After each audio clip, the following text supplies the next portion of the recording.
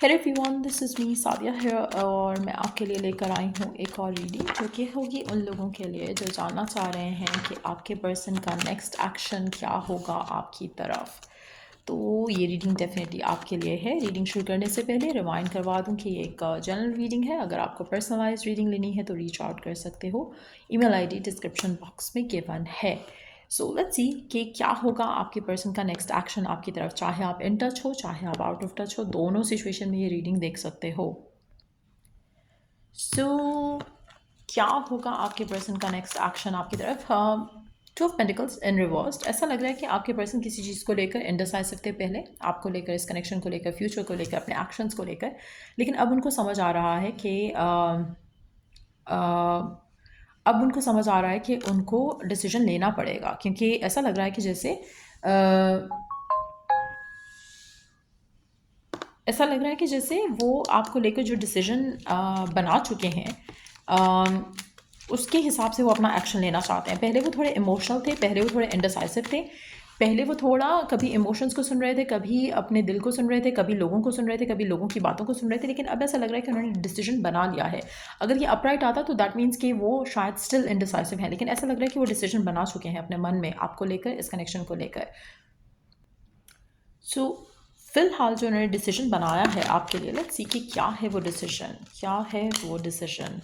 अच्छा, पहले आपका पर्सन बहुत ज़्यादा अनश्योर, अनक्लियर था। ऐसा लग रहा है कि बार बार कुछ ऐसी चीज़ें सोच रहा था कि मुझे एक्शन लेना चाहिए या नहीं लेना चाहिए। लेकिन एक बर्डन जैसा था उसके दिल के ऊपर कि उसको एक्शन अब ले लेना चाहिए, उसको अब डिसीजन ले लेना चाहिए। काफ़ी टाइम से हो सकता है उसने अपने माइंड में सोचा हो कि मुझे एक्शन लेना चाहिए, मुझे शादी की बात करनी चाहिए, मुझे रिकन्सिलिएशन की बात करनी चाहिए, मुझे मैसेज करना चाहिए, कम्युनिकेशन करना चाहिए, बट वो नहीं कर पा रहा था। आप में से कुछ लोगों के लिए ये भी पॉसिबिलिटी है कि आपके पर्सन जो है ऐसी सिचुएशन में है जहाँ पर उनको चूज़ करना था, आप में और किसी और में। आप में से काफ़ी सारे लोगों के लिए मुझे बल्कि ऐसा एनर्जी ज़्यादा दिख रही है जहाँ पर there was a third party involvement. या तो वो आपको चूज़ करे या फिर वो किसी और को चूज़ करे। उसमें से किसी और का मतलब उसकी फैमिली भी हो सकती है, कोई और पर्सन भी हो सकता है।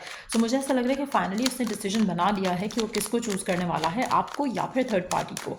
लेट्स सी कि क्या है उसका डिसीजन, क्या है उसका डिसीजन और क्या एक्शन लेगा वो आपकी तरफ, आपको चूज़ करेगा। आप में से काफ़ी सारे लोगों के लिए मुझे लग रहा है कि पर्सन आपको चूज़ करने वाला है, क्योंकि उसको लग रहा है कि जो खुशी, जो सैटिस्फैक्शन उसको आपसे मिल रही है वो उसको दूसरों से नहीं मिल सकती है। तो आप में से काफ़ी सारे लोगों के लिए, स्पेशली उन लोगों के लिए, अगर इसको अपनी फैमिली और आप में से किसी को चूज़ करना था तो they are definitely gonna choose you, अपनी फैमिली को चूज़ नहीं करेंगे।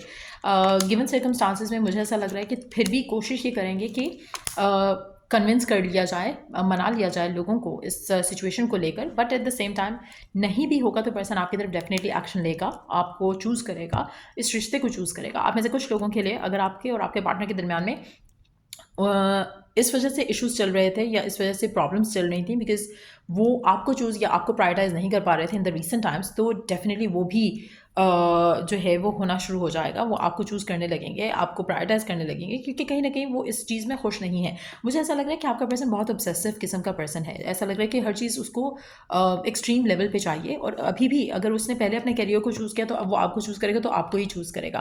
पहले अगर फैमिली को चूज़ कर रहा था तो वो फैमिली को ही ज़्यादा वो वैल्यू कर रहा था, and अब वो आपको करेगा तो आपको ही चूज़ करेगा। सो कहीं ना कहीं इम्बैलेंस एक है उसके नेचर में, उसके बिहेवियर में। But at the same time अगर हम क्वेश्चन की बात करें कि क्या ये पर्सन जो है एक्शन लेगा आपकी तरफ और क्या आप दोनों के दरमियान में चीज़ें आगे बढ़ेंगी, तो डेफिनेटली मुझे ऐसा लगा कि पर्सन आपकी तरफ एक्शन लेने के लिए तैयार हो रहा है और बल्कि डिसीजन ले लिया है। लेकिन फिलहाल एक एक प्रॉपर एक्शन लेने में उसको टाइम लग सकता है। 4 हफ्ते से 4 महीने भी लग सकते हैं, डिपेंडिंग ऑन कि एक्शन क्या है।